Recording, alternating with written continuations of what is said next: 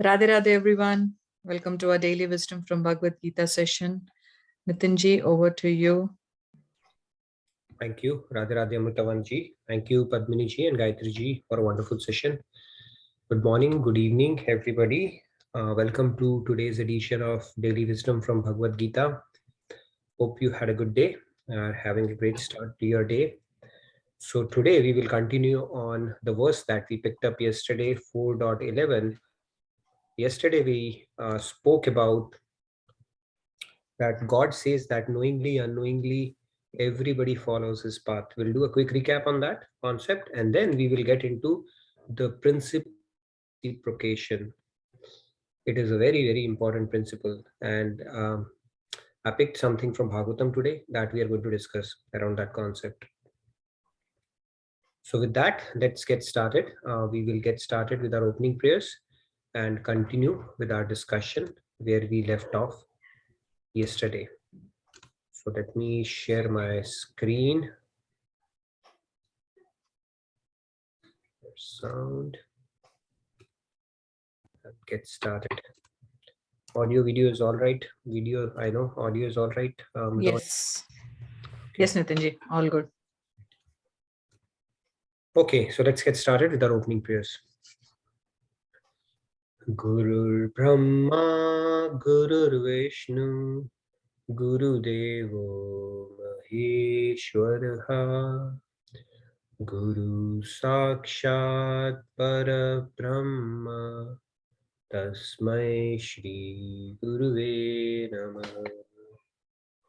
Vasudeva Sutam Devam Kamsa Chanuramardanam Devaki Paramanandam Krishnam Vande Jagadgurum Krishnam Vande Jagadgurum. Radhe Radhe, good morning, good evening, everyone, once again. So let's get started with our verse. I'm going to recite it and then you're welcome to follow. Like I said, today we are going to discuss about the concept of reciprocation, principle of God. How does God reciprocate? And we'll get into the definition of reciprocation as well. What does it mean for you? When you say, I reciprocated that person's gesture, what does it mean for you? So let's get started with the verse. Ye yatha mam prapadyante tastatthaiva bhajamyaham mam vartamanuvartante manushya partha sarvashah. All right, over to you, Amritavaniji, to pick up participants. Okay. Okay, Samji, go ahead, please. Radhe Radhe. That is so quick. Samji. Ye yatha mam prapadyante taste tasevam bhajamyaham mam vartamanu vartante nishya parth sarvasha. Radhe Radhe. Radhe, very nice. Better yesterday. Okay, very nice. Okay, Sumeshi, go ahead. Radhe Radhe. Radhe Radhe everyone.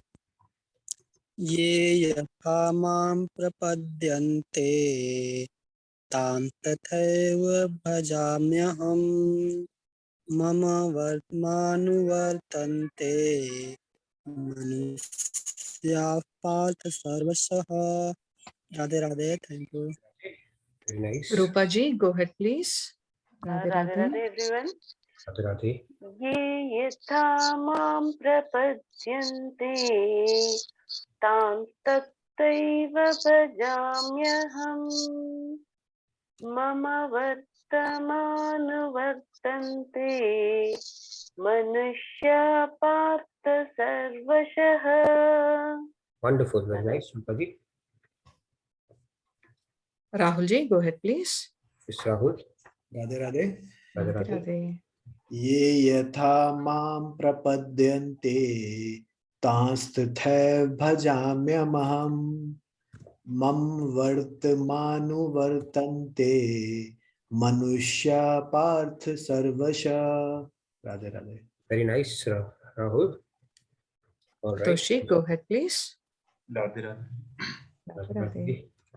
ये यथा मां प्रपद्यन्ते तांस्तैव भजाम्यहम् मम वर्तमानुवर्तन्ते मनुष्यः पार्थ सर्वशः. Wonderful, very nice. Sandhya ji, go ahead, please. Sandhya. Radhe Radhe Radhe Radhe. ये यथा मां प्रपद्यन्ते तांस्तथैव भजाम्यहम् मम वर्तमानुवर्तन्ते मनुष्यः पार्थ सर्वशः. Wonderful, very nice, Sandhya. Uday ji, go ahead, please. Radhe Radhe. Yeah, Radhe Radhe. Ye yata mam prapadyante tanstataiva bhajamyaham mama vartamanuvartante manushya partha sarvashah. Radhe Radhe. Wonderful, very nice, Udaji. Lakshmi All ji, right. go ahead. Last. Okay, last one. Radhe Radhe. Lakshmi. Ye yatha mam prapadyante tanstatyaiva bhajamyaham mama vartamano vartante manushyaha partha sarvashaha. Radhe Wonderful, Radhe. Lakshmi ji. Radhe Radhe. Nitin ji, can I do, please? Yes, please. You have a lot of time. You can go twice, in fact, Amritavanji, if you want. I'll do once. Good. Ye yata mam prapadyante tanstataiva bhajamyaham mama vartamanu vartante manushyaः partha sarvashah.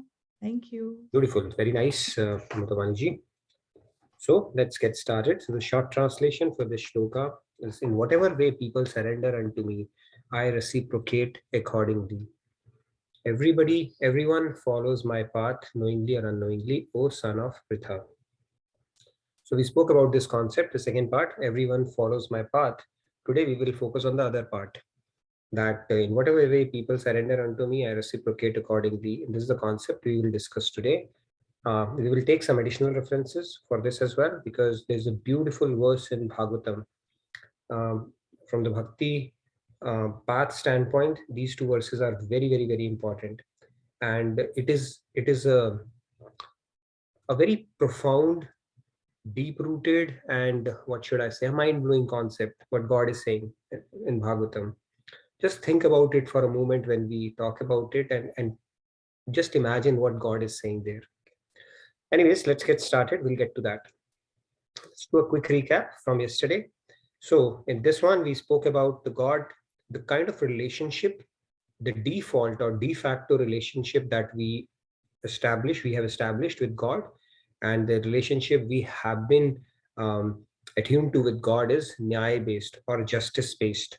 And this is kind of a role of a referee, where he's just being an observer, logger of karmas, and dispenses justice in due course of time, like an umpire or a referee, like we see in a material world. Now, these umpires, referees can make mistake, because to err is human, but there's absolutely no scope of any mistake by God. He will keep on logging the karma and dispense it in due course of time. Which prarabdha he'll pick up in which human life that he gives us is only he knows. We cannot get access to that algorithm to know which prarabdha was picked up for us in a particular life. In fact, being merciful, he also picked the prarabdha in such a manner that it is beneficial for us. And with kind of souls who accompany us on this journey, if we are actually keeping our eyes and ears open with proper knowledge, we can actually utilize that prarabdha for our benefit as well. And that is where spirituality kicks in. So God is playing a role of a referee. God is simply meets us basically in form of justice, perfect justice system, karmic action-reaction system that we talk about. And then furthermore, it's not whimsical. There is a method to the apparent madness that looks around. There's a perfect method around it. It's definitely not whimsical. There are laws, and that is how it is dictated, karmic laws. We further discussed the dharma. What is the dharma of humans? Not for humans. For humans is loving God, obviously, and serving God. But of humans is like something which is an attribute or a property that is inseparable from our existence. So occupational or existential hazard or of being a human is that we would have to serve. There's not anybody, even for a moment, who's not serving. If not nothing, then they would be serving their own senses. But there is absolutely no option but to serve. And that's where we discuss that actually we are serving the material energy of God. All the activities that we do throughout our lifetimes, they're actually directly, indirectly related to serving the material energy of God, unless, of course, we have started fine tuning our consciousness to do similar activities for the sake of a higher purpose. But it's just the fine tuning of intention. For example, you're doing an exercise. Why are you doing it?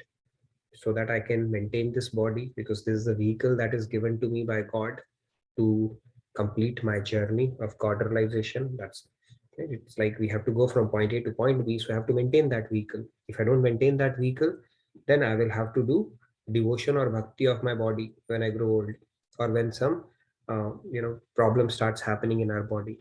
So you just fine tune the consciousness. You're not doing it to stay fit so that you can enjoy life or look good, but you are doing it with the consciousness that I have to take care of his body so that I can serve God and get closer to the purpose of life. So any and every work that we do, even for the bhutas, when we do our job, whether it's fighting a war or working at office, it's like whatever my skills are, I need to put in my best there for the pleasure of God, because God feels pleased the closer we get to the script that he has endowed us with. So everything can be fine tuned. So same act, but your consciousness is tuned, has been tweaked, and that can make the whole entire difference. Even raising a family for that matter, because we are entrusted as a trustee, not something that we own. So being a consciousness of having a trustee relationship or a trustee consciousness is different from somebody who thinks I own it, right? They're my kids, this is my spouse, this is my relations. So that trustee thing is where you are endowed with the responsibility and you need to discharge it to the best of your ability, because this is for a purpose that these people have been clubbed along with me in this particular lifetime. So every act can actually become spiritual act. And that is where we spoke that actually we are serving. Do we have an option not to serve? No. But then we end up serving the Maic energy. And then we spoke about those four principles. When we do something in material consciousness, right? When we have material sentiment towards a material thing, what we get is a material result. When we have a divine sentiment toward a material thing, we get divine result. When we have a divine sentiment towards a divine thing, which obviously we have not experienced because we have not gotten there yet, we get divine result. But the most interesting part is, even when you have material sentiments toward a divine thing, you still get divine results. Right? So just a tweaking of consciousness is what is needed. And anyways, whether we tweak it or not, we will serve. And that is why Lord Krishna in this verse is saying that knowingly or unknowingly, everybody's actually following his path only. We also looked at it not only from a serve aspect of it, serving aspect of it, because that becomes our dharma. It is inseparable to us, like whiteness is inseparable from milk, or wetness is inseparable from water, or sweetness is inseparable from sugar, right? Or heat is inseparable from fire. We also looked at it from another example through why do we seek bliss, right? We saw that all the activities that we do, the inherent thing is we are seeking bliss. Knowingly, unknowingly, everybody is seeking God, because God is bliss. And we are the fragments of God, and the constitutional position of a part is actually to serve the whole or to seek the whole. We looked at it through multiple examples. So technically, nobody is an atheist. You may call it, like we saw that, right? They may call it, okay, for me, the acquisition of material energies in form of opulence, wealth, fame is my sole objective in life. But again, those are also material energies. So you are indirectly serving God's energies only. So it's just like somebody calling it a papa or father and somebody calling it a my mother's husband. Technically, both are same. So they are seeking God only It's just a matter of time before they understand it. So it's being naive on their end, not to understand that, but if you think deep enough, it is actually serving God's energy only. So today, and then again, the same concept, but when you do that, you are serving Maya, which is the inferior energy of God, you get inferior results. Because we are serving Maya, we get Maya. The object of our contemplation, where we spend majority of thought process, emotions, energy, that's what we end up achieving. And it's no surprise for us that that's why we end up repeating in Mike world only. And the gifts of Maya are anger, lust, and greed that we have to deal with, in addition to the Panchaklesh, Tridosh, Tritap that we have spoken about. However, if you look at the people who turn their mind away from worldly attraction, they reject it, which is called bhukti. They look upon God as the final goal and refuge. Then God takes care of them like a mother takes care of a child. We had a bit of a discussion on that as well. Today, we'll pick up the other concept, the concept of reciprocation.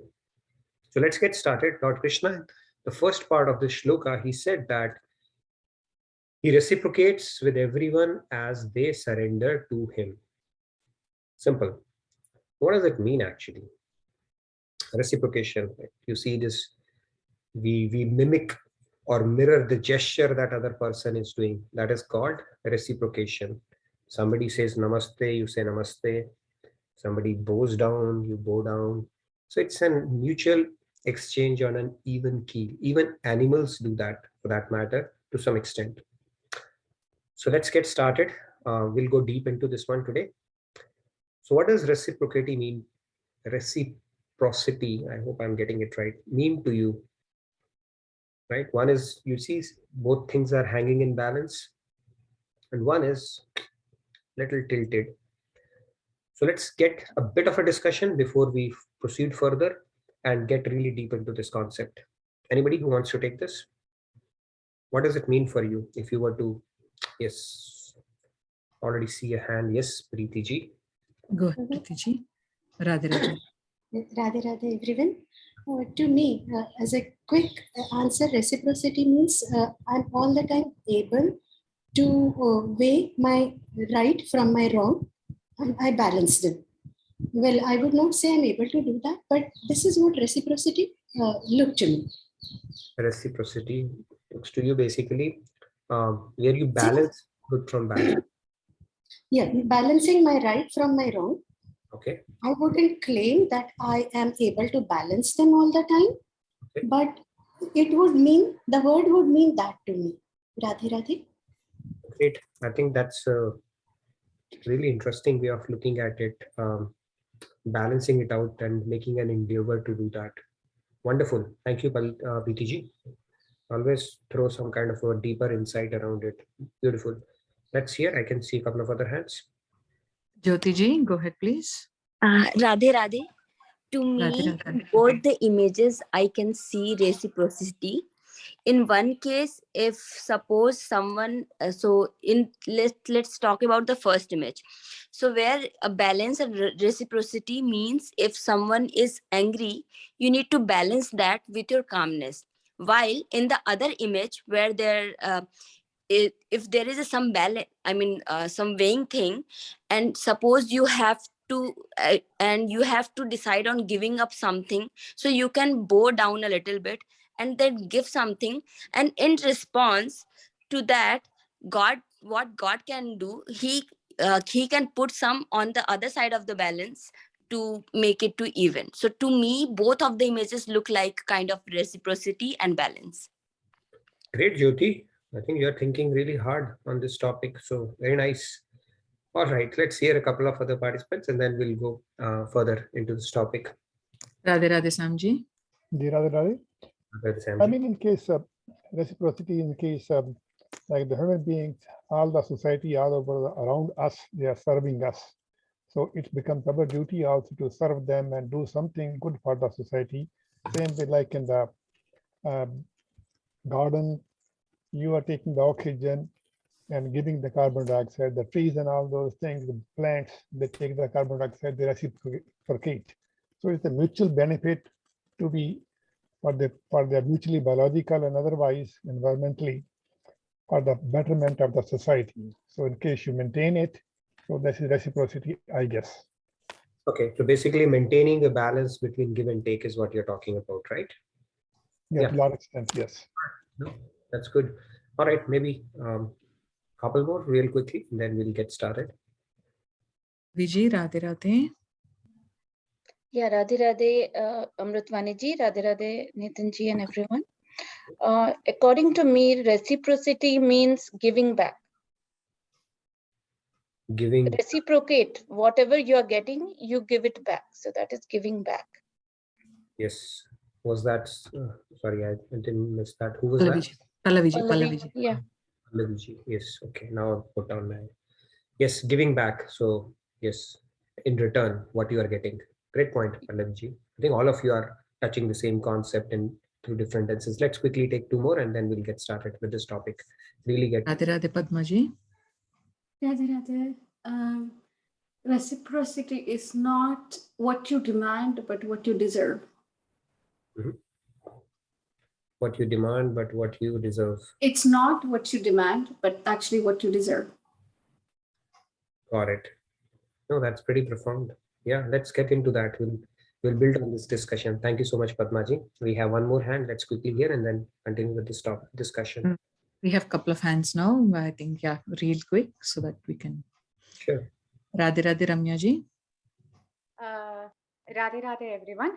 I think reciprocity means responding and recognizing. One is recognizing that the other person is calling us or approaching us, and not just recognizing but responding. Like for example, if a baby cries and the mother recognizes the baby is crying and the mother responds by feeding the baby, that is reciprocity. It's I think it's recognizing and responding. Great. Recognizing and responding. Demand, deserve, not demand. Great. I think we are talking in the very nice. Okay, last one we'll take and then we'll get into deeper into that. Yes. Radhe Radhe Rupa ji. Radhe Radhe everyone. For me, reciprocity means like if we are doing anything without expecting something from someone, doing some good thing, whether it is a small bit of thing, if you're donating 1 rupee or if you're serving some people and all, God's grace will be on us 100 times of what we did there. Okay, and in the same way, in the picture, what they have shown that the balancing of the stones, when we see such things, we feel like it's like a miracle. How does it get balanced? In the same way, it's all the God's grace. Whatever we do a little, it will be balanced with a much of His grace. Okay, beautiful Maybe point. I may be wrong. No. I think nothing is wrong, or I think you all are touching upon a point. So all are wonderful, beautiful points. Let's get into a little deeper now, and then we'll come back and revisit this discussion. Now that you have given all the responses, I'm obliged to reciprocate now. Okay, so let me reciprocate and build on this discussion. So now let's say you shower your love and affection on someone you love, which we do in our world as well, right? We do that. So now the other person does it to the same extent or quantity, right? You say, I love you so much. And then the person says, yeah, I love you so much too. Okay, so the extent, quantity, does it match? Probably it does. I don't know. Maybe it would or it would not. I don't know. In the same emotion, you say, I really love you, from the bottom of my heart. You may say maybe it's the surface of my heart, or, I just considered you my friend, like it always happens in Bollywood movies or in school and colleges as well, right? Is the other person feeling the same emotion, exactly what you are feeling, to the same extent, quantity, you can say? We don't know, right? And the third part is, at the same time, exactly when is feeling exactly the same as you are feeling. Probability of that happening is pretty rare in material world. Somebody might come back after an year, he say, by the way, you told me you loved me, right? Now I've fallen in love with you. Can happen after a few years as well. So time, and even for the duration for that matter, right? When we hug somebody or express our love, you may want to do that for 3 minutes. Other person may say, okay, 1 minute is good enough. Okay, now let's get down to business. So to the same extent, quantity, duration, exactly the same emotion with the same intensity and exactly at the same time. That usually doesn't happen. And if it all happens, then it is called reciprocation. You're actually reciprocating in equal measure, right? There is no imbalance there where somebody is showering it this much and the other person is doing that would become a proper reciprocation. Now, what is God's rule of reciprocation is what we are going to look at, right? So God says, and I have picked up, I'll get into that verse as well, but let's look at it God's way of. So God says that whenever you surrender unto me, or let's say you shed a tear for God, it will happen, by the way. People who are on Bhakti Marg, for no reason, tears will come down your cheeks. You'll be surprised why it's coming, it will happen. So God's rule is that the moment you feel love for him or shed a tear for him, exactly the same moment, he will feel the same emotion to the same extent for the same duration. That's his rule. And when you surrender, there's absolutely no delay, not even of a nanosecond in bestowing his grace. Done. It's like you surrendered, grace is there, anarth nivritti, the ignorance is dispelled, Satchidanand, the permanent ignorance that we had from lifetimes is gone. You are beyond Maya. The dukh nivritti is taken care of. In fact, you directly jump to Ananda Prapti. All that happens in one shot. But we will have that experience in installments until we become God realized. Little bit of trace. So God rule is the moment you feel, whatever you feel for him, he is obliged to reciprocate. It is his rule.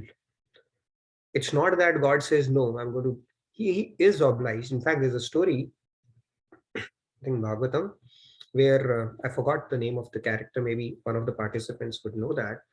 So he was doing shower to Lord Krishna, right? That fanning you do when kings are sitting. So he was doing that. And while he was doing that, he actually sneezed. Okay. So because he sneezed, there was a bit of an interruption in that seva. And because of that, tears started flowing down his cheeks. That, how selfish of me. Probably he didn't read science that it is an involuntary reaction, but such are high sentiments of devotees that he said, there was an moment's interruption in my seva to my Lord. He felt that emotion and tears started coming down his cheeks. And exactly the same moment, Lord Krishna was crying as well. That is how it goes.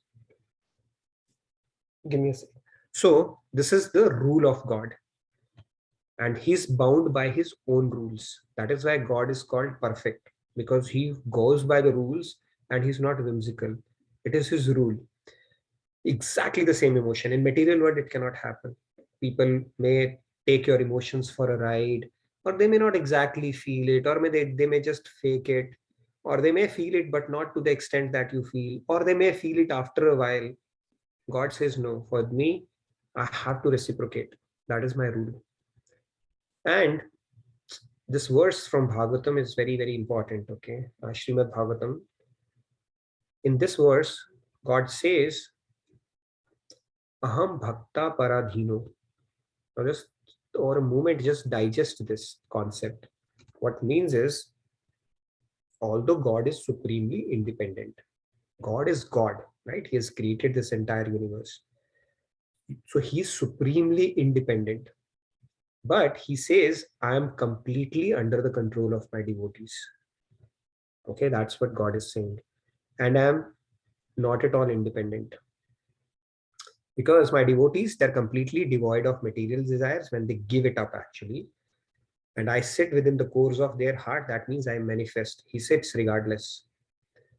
And what to speak of my devotee, even those who are devotees of my devotee are very dear to me. Now God actually, he walks besides his devotees. And when the foot dust falls on him, he feels obliged that, the foot dust of my devotee is falling on me. That is the humility God exhibits for the souls who actually are completely ashrit on him, who've completely become selfless. Now he's saying I'm independent, but I am paradhi. Basically, he's saying under the control of my devotees. Can you believe it? The person who has created this entire world, Brahmand Nayak, is saying, I'm enslaved. I don't have a choice but to be enslaved. That is the power of bhakti. That is the power of devotion. That is the power of selfless love. In Gyan Marg or any other marg, God is not enslaved. You cannot enslave God in any other marg. Only devotion has the keys to enslave God. Selfless love, when you don't even have a trace of selfishness, that's when God becomes your. Just give me a sec. Now I'll tell you what happened. But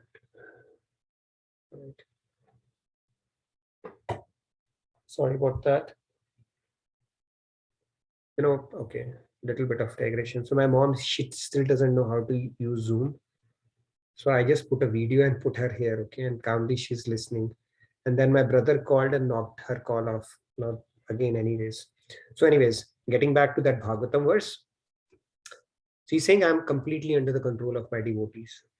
And that's exactly the rule which he's talking about in Bhagavad Gita as well. He reciprocates. And the moment you have surrendered, that means now it's nothing about yourself. Surrendered means it's nothing about yourself. Those 6 principles of surrender. And that means he's under your control. He's becoming your slave. It's like I'm enslaved.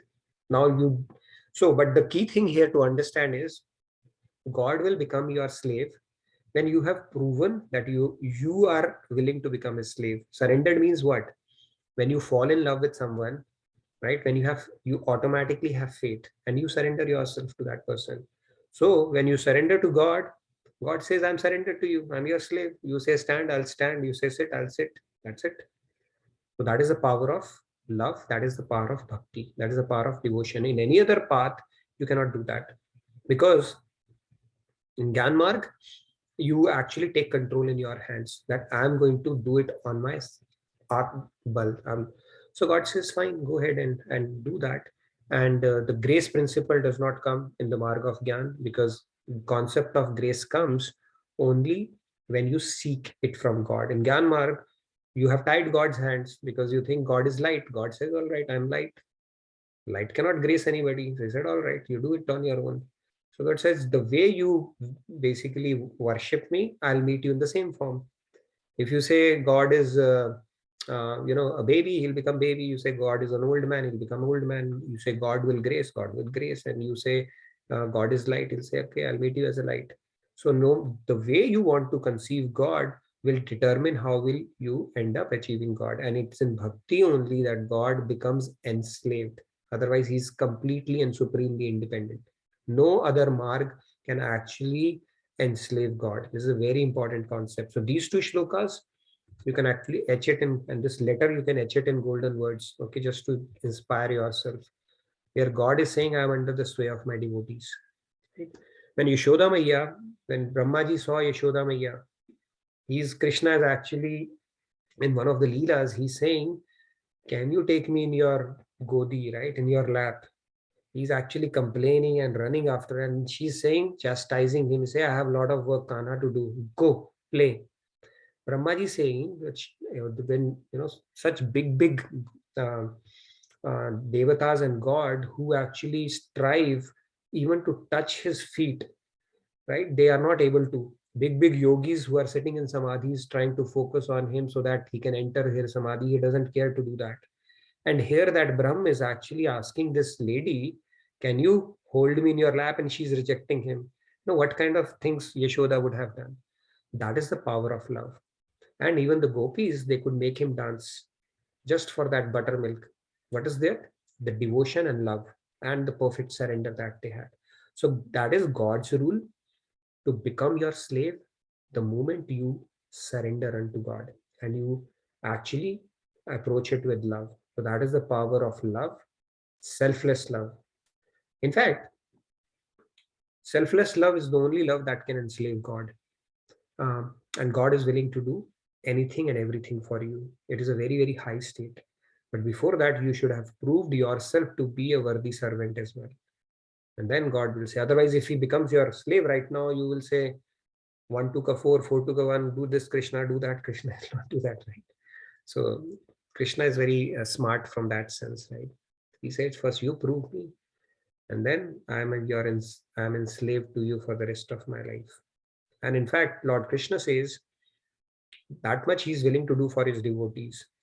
And then how about people who actually serve him? Like, for example, Hanumanji served Ram Bhagwan, or for that matter, Mother Yashoda took care of Lord Krishna in his childhood. He says, not only I'm enslaved, but I'm eternally indebted to them just for the one service they perform to me. That much big heart God has, eternally indebted. So think of it. See, if let's say president of your country becomes indebted to you, how big of a privilege that is, right? Now the president, the supreme governor of this universe, is indebted to you. Can you believe your luck? And how is it possible? Through complete surrender and complete selfless devotion. When we perfect that, we become malamal. That's what our scriptures tell us. It's a very important concept. But these two verses are very important, where God is talking about the principle of reciprocation. And then in Srimad Bhagavatam, he's talking about that I am actually enslaved. God will become your slave. So, but then we have to prove that. And that is where spirituality comes in. That is where building the fundamentals of devotion comes in. It's all right to pick up a direction in God realization, but then the further we go, the more difficult it becomes to reverse those samskars, right? For example, if you have progressed too far in Gyanmarg, then it's very difficult. It's like you started digging a well, just to switch to something different can become difficult. So that's where if you're starting with a clean slate, it's also mercy in a sense that you can build your sanskar from scratch and keep building the entire imarat on top of it. And the top prize of that is divine love. And when you get divine love, God becomes your slave. When I heard it for the first time, I was like, I kept on thinking for it such, God is saying that I'm going to become your slave. He's supremely independent, but he's willing to become your slave. And then his rule of reciprocation. Anytime you feel anything for God, really from the heart, I'm telling you, when you feel that, God is actually obliged to reciprocate it then and there only, not like material world, like we spoke. Immediately, in the same extent, the same moment, the same emotion, he will reciprocate it. And you will feel that. That experience would be there as well. So that is how these principles go. Any questions on that? It's a very important concept that we've spoken about today, and it lays the foundation for the bhakti path.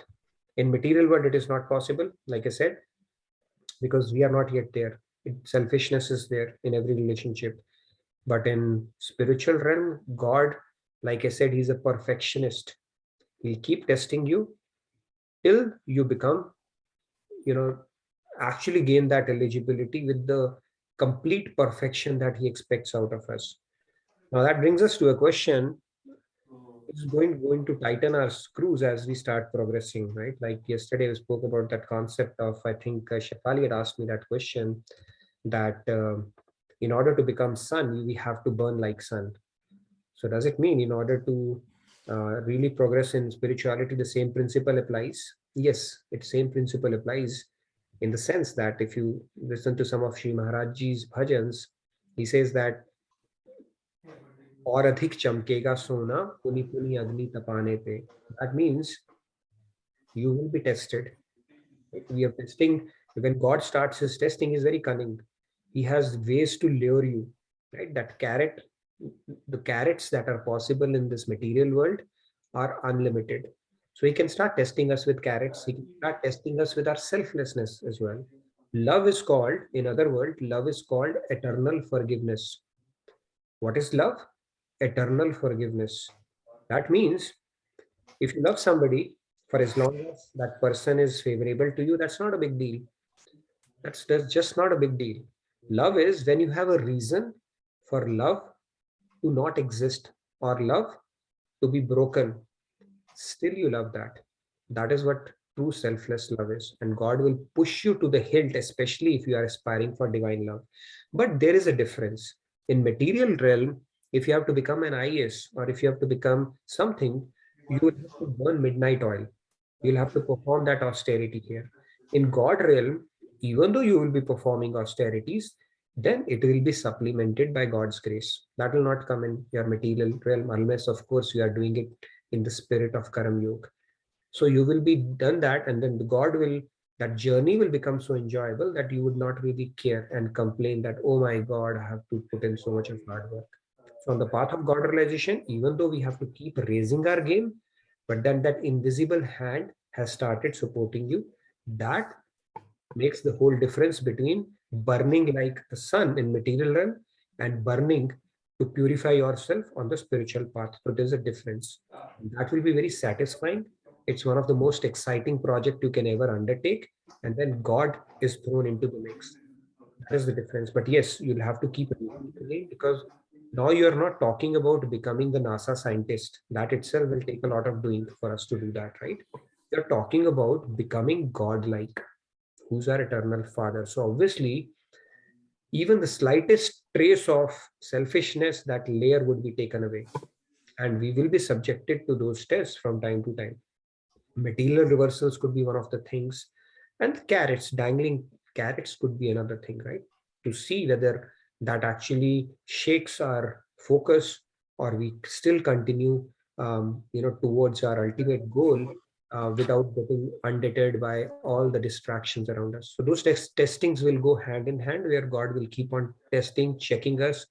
Are we there yet or not? Right? So that will continue for sure.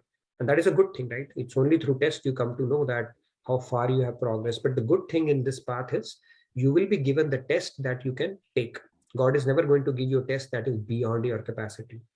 Maybe a little more than your ability, so that you can progress. That will be there. So Prarabdha is arranged in such a manner that those tests are well within your limit. You may have to stretch yourself a little, but it's not something that is way beyond your limit and that might break you. So that is how this principle goes. So reciprocation, God becoming our slave. He's under the sway of his bhakta. And like I said, when the bhakta walks, his devotee, not just devotee, devotee's devotee also is saying. He's going another level. And in Bhagavad Gita shloka, Lord Krishna is telling Arjuna to declare boldly that his devotee can never fall. He's actually using that word. A devotee can never fall. Why is he not saying it himself? Why is he saying, Arjun, you go ahead and declare it boldly? Because he can break his own vow, but never the word of his devotee. That much care and affection God gives to his devotees. So that brings us to this concept, which we have discussed in the path as well. In our scriptures, this is explained as Markat Kishore Nyay and Marjar Kishore Nyay. What it means is, in any other path, if you are progressing spiritually, you are like a kid of a monkey. Okay, we don't have to take offense on that. It's just an analogy.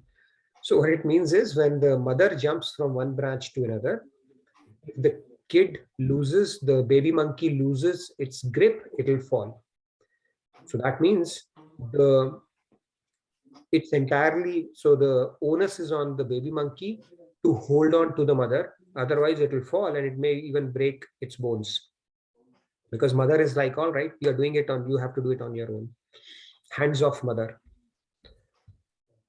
However, on the other side, the kitten is carried by mother. It's very delicate. The mother takes complete responsibility of carrying that from one part to another. Now the choice is ours. Do we want to be a monkey's kid, or do we want to be a kitten? That is our choice on the spiritual path. When we start relying on God, seeking his grace, and approaching it that way, that is called the path of devotion. If we pick up any other path, whether it is Gyan Marg, Ashtanga Yoga, Kriya, there are so many paths. Then you are like a monkey's child, where the onus is on you. Good luck, because there are so many distractions. You may take 2 steps forward, 3 backward, and that journey can continue forever, because you have taken God out of the equation. You have taken control, thinking my means are good enough to do that, which is a very treacherous path, because we know how our mind works, and we know that God's grace can make impossible possible. So when you have somebody who's willing to help you, why not take his help, as opposed to picking up something where you have to rely solely on your efforts alone, which can take it so far, given the kind of mindsets we have in Kali Yuga and the intellect that we are endowed with. So any questions so far before we get into a bit of a discussion on whatever we have discussed from Bhagavatam and from Bhagavad Gita today? Samji, Radhe Radhe, if you can, yes, go ahead, please. Radhe Radhe Samji. So Nitinji, for surrender means it will manifest when we do karma yoga, right? It will be testified when we do karma yoga. Is that right? Karma yoga is, yes, that actually takes us closer to the principle of surrender. In fact, even if you perfect karma yoga, it is also surrender, because in anything and everything, you are actually giving up the act, the fruits of the result, right? However, surrender, technically speaking, has 6 aspects to it. One is you align with God's will. You do not desire what God doesn't desire. Basically, these two itself will take away any complaints that you may have in your head out of the equation. Anytime you have a complaint, you have violated the principle of surrender. That means you think what God has planned for you, He knows less than you, and what you thought was better than what God has planned for you. So that first 2 principles are violated. These 2. The third one is having a firm faith He's protecting us, where you start becoming fearless. Okay, not having paranoid about something, this thing, that thing will happen. What if I lose this and that? 4th thing is you have a firm faith, and then the 4th one is you don't have a sense of proprietorship, that my money, Gratitude for everything He gives, and then that is the no attitude sense of of gratitude is the 5th one or 4th one, where you have that prayerful and heart full of gratitude for everything that you have. And the last one is then you don't think, oh, how great I'm surrendered now. Then you give up the pride of having surrendered. So if you follow all these 6 principles, that's when you say you are surrendered. We can go in detail in one of the other sessions as well. We did that in the past. But if you actually stick to these principles and Karma Yoga, yes, you are practicing surrender only in that. But in addition to that, you have to be mindful of these aspects as well, not just related to your work, but in general, the mindset that you start establishing in your head. Anything and everything that you do, you put in your best efforts, but have a prasada buddhi, and things when they don't go well, things that are beyond your control, you simply accept it. The moment you complain, you have forfeited an opportunity to surrender, because that complaint means, oh God, that should have happened. You know what I thought is good for me was better than what you had planned for me. Then that is not surrender. So very deep state for sure, but yes, those are the principles we have to keep practicing as best as we possibly can. Yeah. So in Swamiji's videos, Swamiji said that seva is more important. And sadhana is like fuel to do better seva, to come to the point of surrender. But if we take the example of Dhruv, he only did penance. There is no seva, right? For 5 months he did only penance. Okay, so it need not be testified. So our surrender need not be testified through seva. Okay. But we are emphasized to do more seva, not like Dhruv. Okay.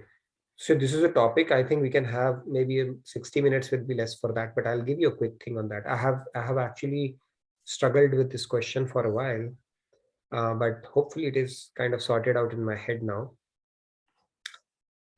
Seva is a fruit of sadhana. Now, sadhana is more important, seva is more important. It's just like asking, is water more important or is food more important? Both are important. Sadhana is sharpening your axe. You have to do that. Okay, even Bhagavad Gita talks about ekant sadhana. Seva is meva. It's a fruit of your sadhana. You are very fortunate if you get seva. It's like, think of it, you are actually becoming employee of Krishna. Not direct, maybe indirect, but you are actually not working for shareholders of the companies. You are actually working for Krishna. So seva is a very high thing. Second part, when you are in love with someone, right? Like when you love for God, we talk about, the manifestation of it is in form of seva. How will you manifest that? When you are in love with somebody, you want to do something for them. Or would you simply sit and say, all right, I'm just thinking about you? No, you really want to do something for them. So seva is an automatic manifestation of love for somebody. That is how seva goes. Third part, if you simply do sadhana, that is also becomes selfish after a while. You are just focused on your own anand only. Sadhana is important to sharpen the axe, but beyond a point, you have to get to seva, because our constitutional position is Nitya Das. Das means you have to serve. In serving, you get. Now, if you do simply sadhana, you will build sanskars of kubja, sakam bhakti, because you're doing it for your own selfish sake, of kubja. If you do seva, you will build sanskars of gopis, selfless. It's all for you. Tat sukh sukhitvam. So these are deeper concepts. Both are equally important, but beyond a point, seva assumes even higher significance than sadhana, although both are equally important. But the sanskars that seva would build, it is selfless. Whenever you do some work, it is important because it is bringing out that selflessness in you, because it has nothing to do with you, because you're not expecting something in return. But what you get in return is much higher than what you would have otherwise gotten. Right? The other day, Nitin ji was talking about you do it free and all that stuff. I couldn't conclude that. I said, no, I'm actually gaining a lot. So when you do that in form of seva, what you end up getting is, you can't even put it in words. Trust me, I've been learning so much in the last 1 year, just sitting here and trying to pick up things and discussing and hearing from you. So my gain is precious, whatever I'm gaining. And obviously all of us are gaining. But when you do seva, it is only a matter of realization. You can't even articulate what you gain. So seva, if you get seva, latch on to it. Any kind of seva. It could be a simple like, share, comment, simple video editing, any kind of seva that can touch anybody. 5 minutes of seva can touch 500 people. And out of those 500 people, even if 2 come up and their life changes, think of how much benefit you will get out of it. So seva is like, it's a topmost thing. Sadhana is important because you still have to sharpen your axe. Because if you go start cutting the wood without having sharpened your axe, you will not be very effective. So ekant sadhana is important, just so that you get into that frame of mind. But after a while, it has to manifest in some form of a seva. So any seva that you can get attached to, pick it up. Don't give it up. Okay, I have learned it myself, used to make so many excuses. I don't have time, this, that. Just jump into it. It will get done. And the benefits that you will get out of it, they are immense. You can only realize it.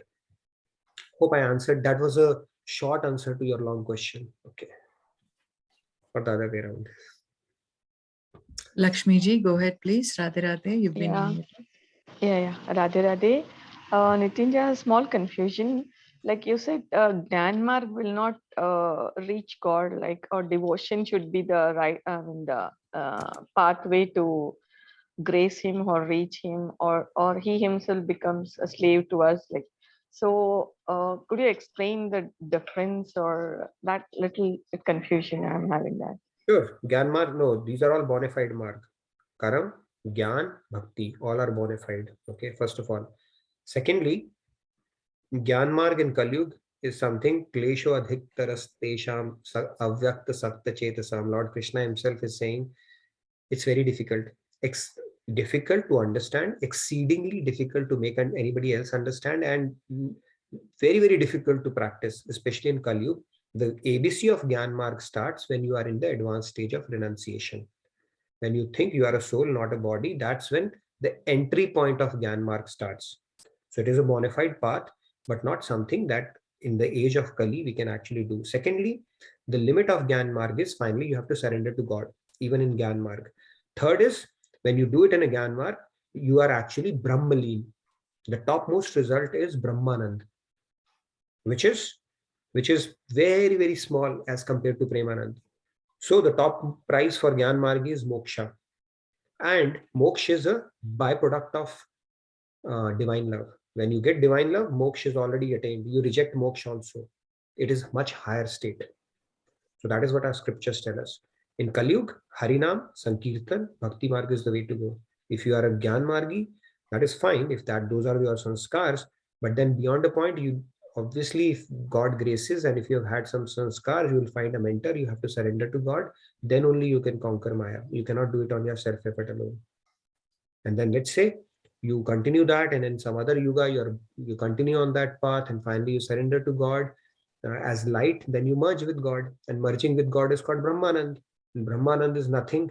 It's like it is said, if you get infinite Brahmanand, and on the other side you get one drop of Premanand, not even one drop, just a trace. If you dip a needle and get a trace of Premanand, you will reject the entire Brahmanand. That is how the bliss, ultimate bliss of Gyan is compared to a fraction of bliss of divine love, because divine love is God's topmost power, and topmost power is the most treasured possession. It's like in your home, when you have to keep something very, very important, such a precious thing, you will put it under a lock and a key, under this, that, right? That is what divine love is, and that is only attained through selfless love, and that is the highest price God has to give to a Jivatma.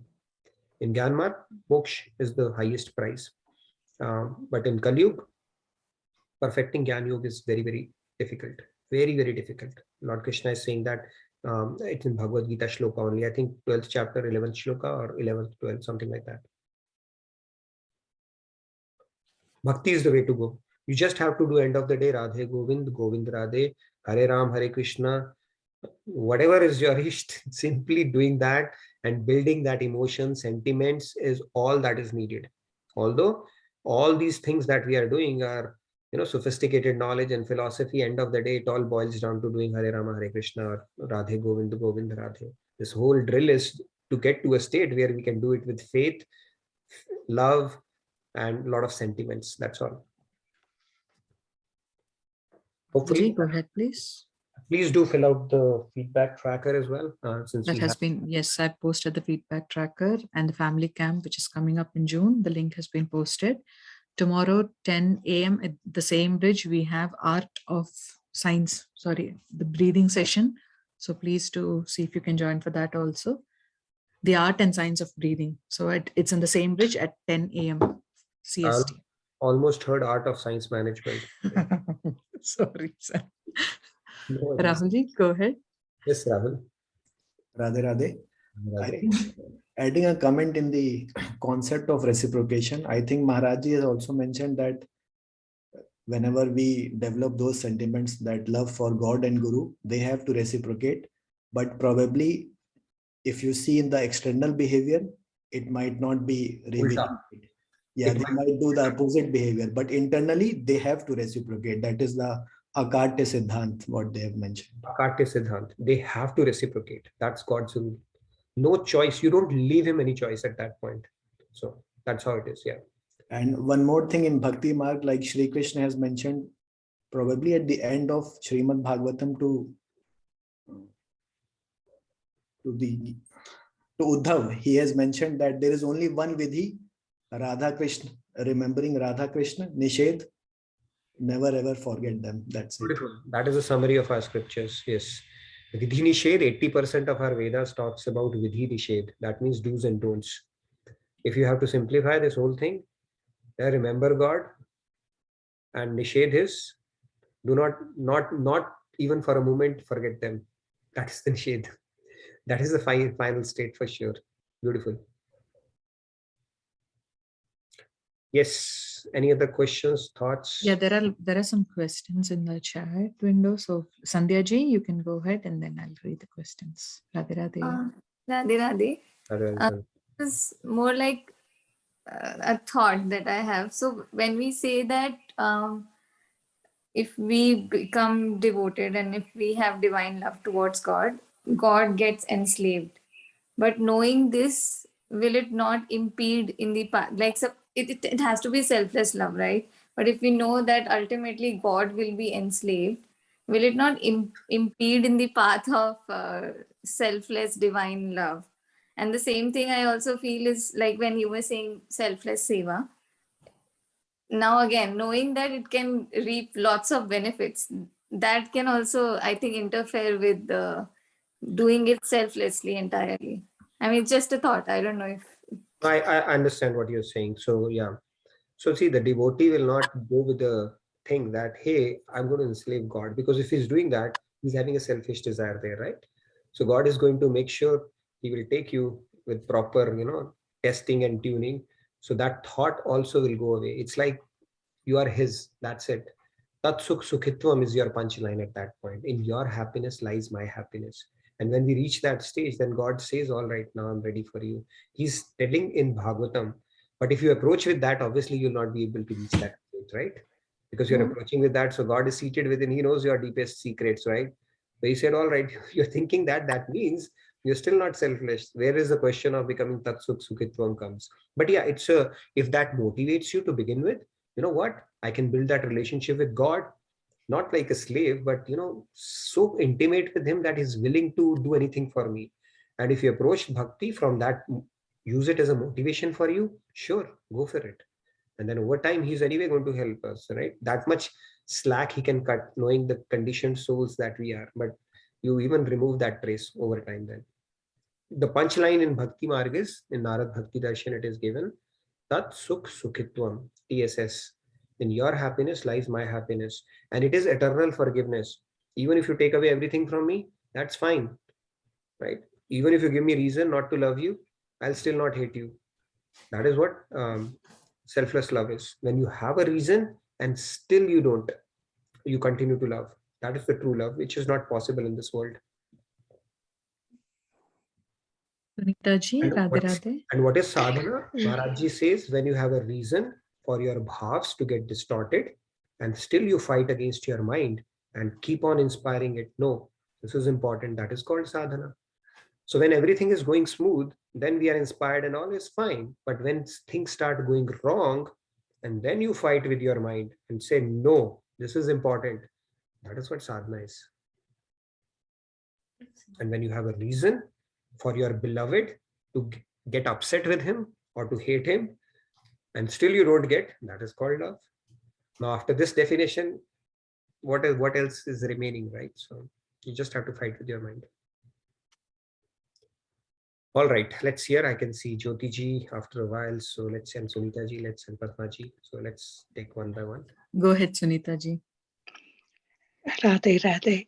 Radhe, Radhe. So with listening with Seva and Bhakti, I just remember one line of my bhajan, which is, I'm just going to share it. It's in Gujarati, but still it's just one line.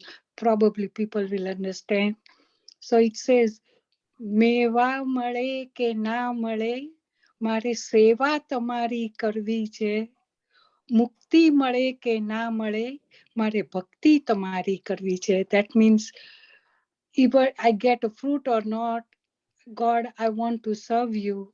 And if I get a mukti or not, but still I want to do your bhakti. So that bhajan I used to, like my mom, and we all sing all the time when we do the prayer.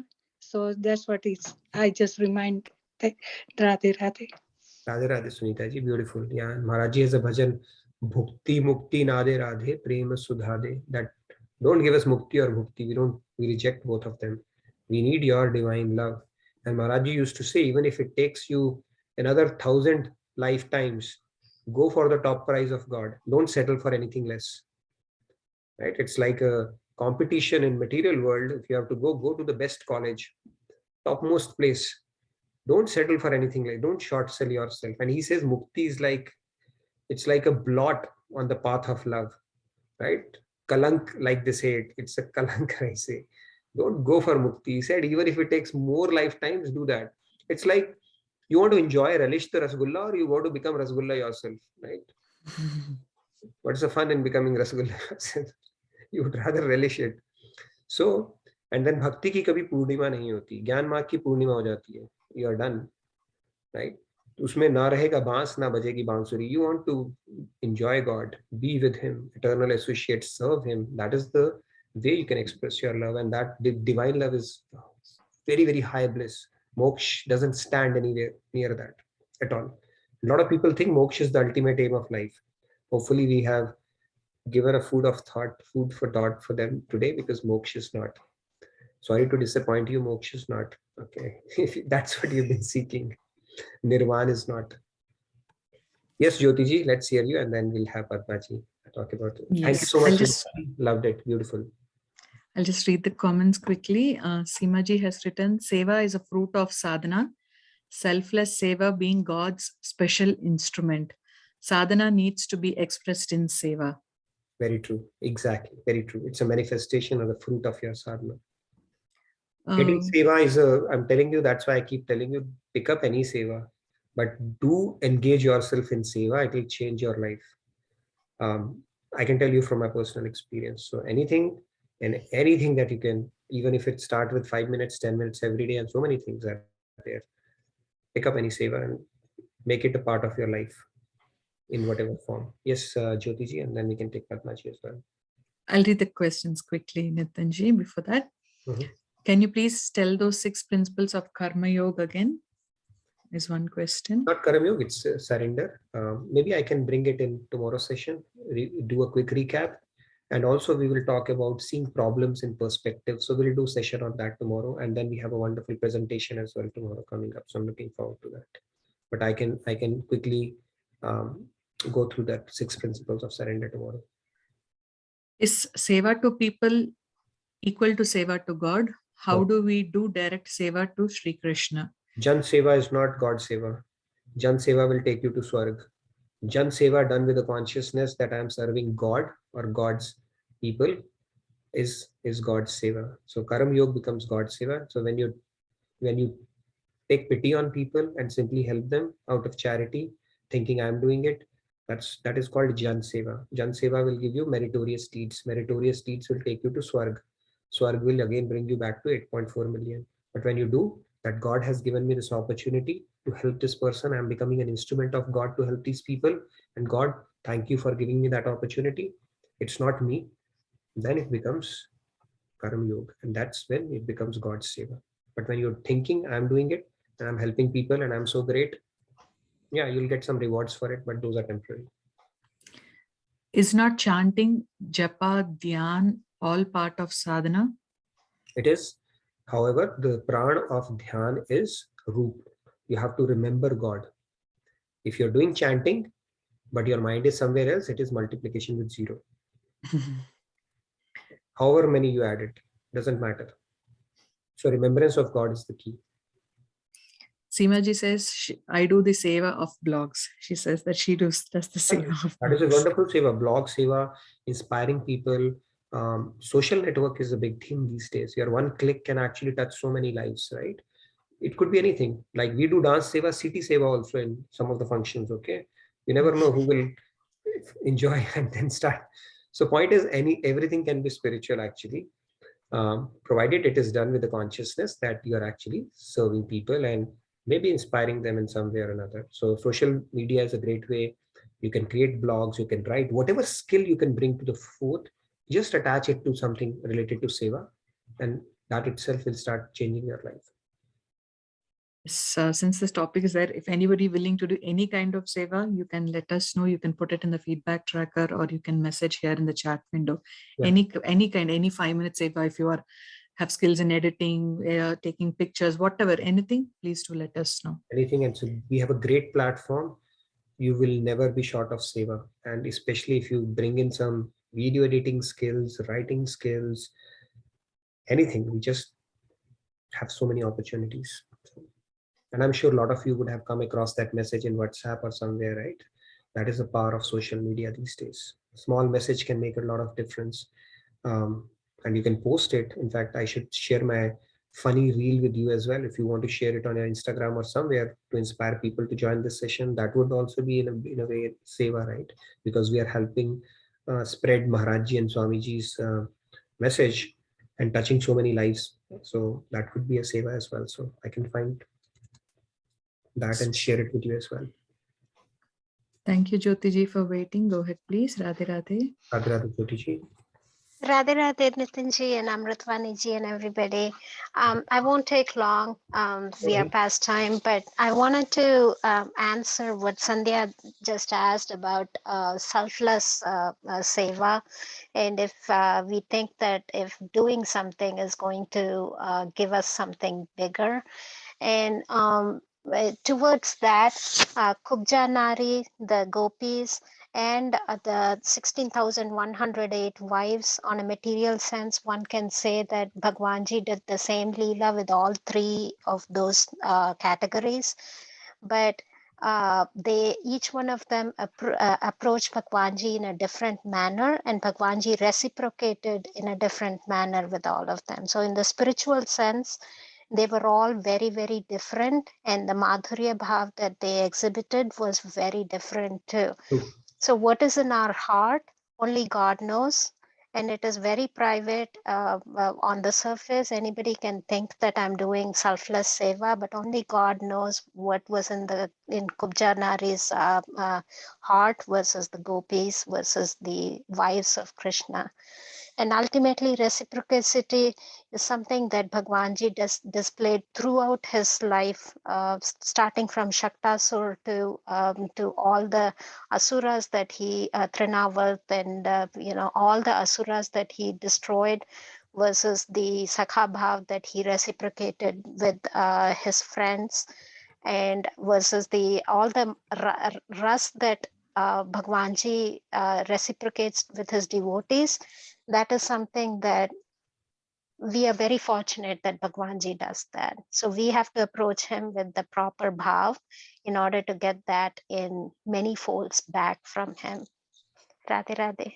Beautiful point, Jyotiji. Very true.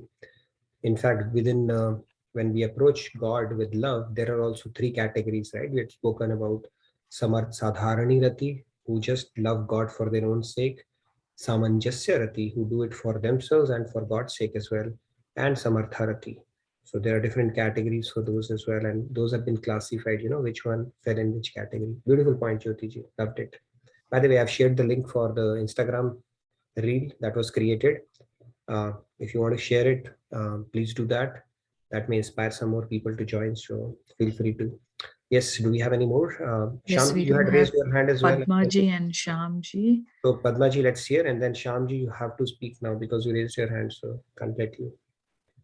Radhe Radhe. So I just want to, the reciprocation process. If you execute your mind and expect that God is going to reciprocate what is running in your mind, that's not how God would reciprocate you. He will actually reciprocate you 100 folds, and that 100 folds might mean something that you didn't plan in your mind, but something which is actually better for you in the spiritual path. It might not be something which is in your vision. It might not be something that you're planning in your head. It might not be something that you can even think of. It could be any situation. So he will actually reciprocate you in hundreds and thousands of ways, and he will give you an opportunity which is right for you. Might not be executing from your mind and expecting this is what I want, but he will actually give you back what you actually deserve, which is good and right for you in the spiritual path. That is one thing, my own experience. And the number two thing that I wanted to share was shining like the sun, right? It doesn't mean that you're shining in your ego, but shining is shedding those layers of ego that we build and the confusions that we build around our mind. And when you're deeply wanting and begging Lord, he will help you to shed those layers that we build upon our mind. And that's what shedding or shining is like, in my experience, has been like. He will help you shed those confusions and layers. Beautiful, very true. That's true. In fact, it is said that in the path of bhakti, one of the stages is where the knowledge that starts getting revealed from within. You don't have to read scriptures for that matter. So as the layers, you start purifying your heart, the knowledge will start getting revealed from within. That is the power of the devotion path. It has different symptoms, but yeah, that's a beautiful point. Great point, Padmaji. And God actually multiplies and gives us a lot of things back for sure. And I'm glad you shared it, back with your experience. Wonderful point. All right. Are we done then, Mritamani-ji? Shyamji had raised his hand. Maybe we can give him and then. Yeah. Go ahead, Shyamji. You can unmute yourself. Radhe Radhe. Just one thought, because initially, I guess remember, initially I always wanted to have moksha. You can recall that. I always thought of having attained moksha. I have also had a one-to-one talk with you. And then after attending the sessions, I thought moksha is no way for me. Let's forget it. And then I was always on the bhakti mark, but then I started a total new journey, love God, love Krishna. And in between, for a year or so, I had a stint with Brahma Kumaris. There we used to worship light, and they used to teach us to do meditation with light. I always used to follow light till the end, but I had a question: I can go there, but I can't come back. So they told me that it's okay, as long as you're going there, you'll come back also. But I never used to come back. Just I was getting what I'm saying. I used to follow light till the end, till it wanted me to go there, but I was then zapped. End. What next? But since I have joined these classes with Nitin Bhai, I and JK Yog, I have one thing is sure that I don't want moksha, no mukti. I just want to be with Krishna, love him, pray him, whatever makes me happy, makes him happy. I am in the same path. And regarding this seva, I never want to do seva. I was always against, because I thought I had no time for seva. I cannot sit 1 hour with Nitin Bhai, though I'm sitting with him for last year and a half so, but seva was not for me. But I do not know what made Nitin Bhai or Amrita ji pick me one of the sessions and made me do seva. I was zapped. Mujhe karni nahi, aati bhi nahi hai. I do not know. But then she made me join the participants. Then one fine day she told you a co-host. When I guess it's not an easy job. So I was never in seva. I still do not do seva. I do not know what makes me do such things. And never had the thought ki mujhe phal milega. I never had that sentiment also. Today, after listening to your gyan, I would say, but still I do not feel like this is not a big deal. This is not seva. Seva is for me when I am dedicated for something, I do it with all my soul and heart. But these things, I do not know, maybe I am a blessed soul. Not maybe, I am a blessed soul. I feel that way. Because my journey for last 7-8 years has been so upside down. I can't even tell you what I'm going through. And for the past 3 years, it's been really crazy in terms of emotionally, financially, personally. But still, for the past 2 years, I will say, I left it to God. Once I'm there with you, I will speak to you one-to-one, and then we'll have a good chat. That's my personal experience so far. I want to share my thoughts with you. That's it. And thank you for the same opportunity you have given it to me. Radhe Radhe. Wonderful. I hope it makes sense. No, it does. Thank you so much. See, one good thing that has happened is now going from Krishna's toenail, right? Light of toenail. Now you will go towards his heart. Okay. So that's certainly a progression. So I'm glad you are beyond the light part of it. And the seva, you will taste the meva of seva. Okay. Now that you have started with it. And Bhakti It's all because of you, Mithaji. I have no clue ki kya karna hai, kyun karna hai. I do not know what made you guys pick me up. I still have no clue. But thank you for that. I am a part of this now. Thank you so much. It's your infectious energy and smile, Shyamji. And I'm sure you can do a lot more seva. And it's so wonderful to have you. And for most part, I have seen you and inspired myself in these sessions, right? Because I've seen Shyamji or Shyamji is there. Okay. And then let's get started. Now I see so many faces, which is very, very refreshing. But Shyamji, you are in the right company. That much I can tell you. Okay, you can subtract me from that, but rest of the people, you are in good company for sure. And we have a one. I'm sure I'm there right away. Yeah. Wonderful. Very nice. I know we are way over time, and Amrita Vaniji, I don't want you. I get it. So let's. Yeah, just a quick couple of things. So Artiji's question is, what is Vidhi Nisheth? She asked that question. So I think that's the reason she raised hand. Vidhi means do's, Nisheth means don'ts. Do's and don'ts in our scriptures. Do this, don't do this. And simple one line, like Rahul explained, do is remember God. And don't is not even for a moment forget God. That's all you need to remember. That's the Vidhi and Nisheth. Simple. I don't know if this makes sense. When I was very small, we used to go for movies. So generally in Indian movies, it comes out with, name of God, the makers, producer's name, Venkateshwara, Govinda, Rama. So immediately there'll be a picture of God, and my mom, immediately she'll remove her shoes and she'll be praying. So I that makes me, I used to think, what is she doing? Then now I said, wow, it makes so much, I don't know, suddenly that, just crossed my mind. So I thought I'll say that. I must say, Amrita Vaniji, you and even Prakash ji for that matter, I think you've got a lot of spiritual upbringing and you're reaping the benefits of it now. You guys had something in there, running in the genes itself, right? Beautiful, very nice. Yeah, maybe I would agree with that. Yeah. No, But definitely. You have taken to seva like a fish takes to water for sure. Right? So, which is pretty amazing. It took me a while to actually get. I used to give excuses to myself and my mind. Swamiji had told me this thing 5 years back to start Bhagavad Gita, and I was like, no, I'm doing this. My job is this. So finally, I said, okay, let's jump into it. Not even for a day. He said every day, and I didn't think about it. No plan whatsoever. How will I do it? Can I sit? What will people expect? Whatever am I going to get asked? Now it's working out with God's grace, of course. But what I've realized is you jump into seva. Don't think anything. God and Guru will get the things done. All they check is your intent, sincerity, and hard work. That's all. Things will get done. And you will realize it's not you that is who is doing it, right? The other day, I think Nitinji was telling me so many things. I can't take credit, honestly. I'm not just saying it for the sake of saying it. You just can't take credit for that because it's not you, right? It's like stealing something from someone, right? I feel that when somebody says that to me because it's not you. I know that, and everything is theirs. All knowledge is coming from there, and I'm blessed that I'm given this opportunity. So that is a good thing. But that is how it works. When you get into seva, things will start getting done, and you will start having realizations for sure. So that's why I'm saying jump into seva if you get an opportunity. Could be a very small thing. Start small and see how you can take it to the next level. Yeah, like you said, Prakash is literally now I feel I'm backward. He's somewhere in the front. Yeah, he's super enthusiastic. So I'm sure he'll do. Yeah, though I've been with I've been associated with RKT, all these clubs from 2019. Suddenly, it all started for him last year from this retreat in November, which happened.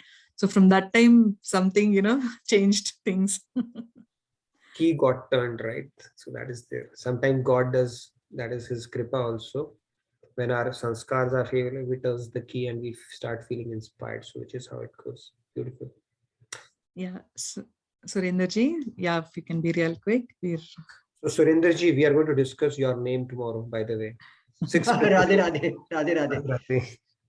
I only wish to tell everybody attending this class that this Jan Seva we have been discussing, what Nitinji and the hosts, Amritwani ji or Shyamji was, I disagree with Shyamji. The whole thing is that you are doing the real God Seva.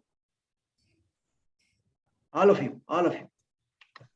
The idea is that only, Surendraji, do it for the sake of God, and then God gives you a lot of inspiration to say the same, right? Yes, that is the whole idea. We are doing it as a Guru Seva, and it becomes God Seva only because Hari Guru Seva for sure. Yeah, it's every day. It's like for Swamiji, he's given this platform, beautiful platform to us to do this Seva. And it's morphing into something really beautiful, as I see, right? We have been doing it for the past 1 year, and not even a day has passed when I have felt, it is some work. It has all along been a pleasure. Actually, I look forward to these sessions and I look forward to preparing it as well now. And it just gotten blended into the routine. And that is the beauty of doing seva, right? Otherwise, how else we could have congregated like this? COVID fast track this thing. Now, meeting each other in Zoom is a very accepted norm. Previously, it would have been a little alien concept. So everything has converged so beautifully. So it's something very special happening. I can feel that every day. Wonderful, Surendraji, and it's a pleasure to have you on these sessions. My clap. Thank you. Yeah. Are we good for the closing prayers then?